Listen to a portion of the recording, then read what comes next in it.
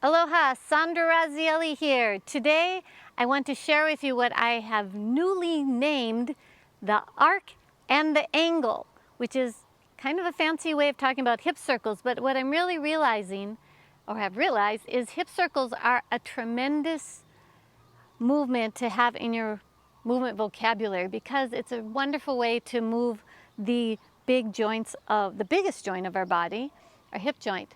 And when we do it, we're going between two shapes that are both really important in how we move, creating an angle and creating an arc.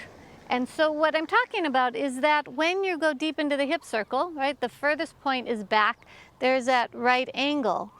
But often what's missed is when we take the hips forward, there's a sense of an arc.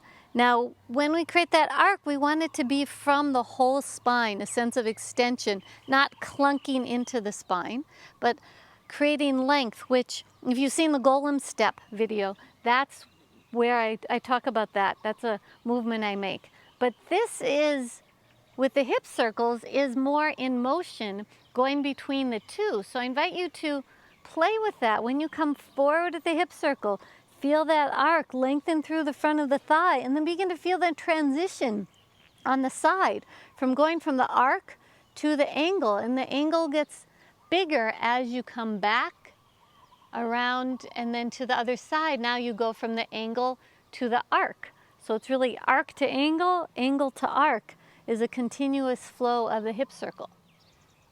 And then of course, play with going the other way, right? And you can choose how far. You can play with it taking the legs further apart, right? Taking the legs in different directions. But best place to start is with the feet about hips distance apart. So exploring the quality of the arc and the angle. When you do that, you'll keep length in the spine and create greater freedom of movement in your legs. So if you have any questions, please let me know. You can see more at raziyoga.com. Thanks for joining me. Aloha.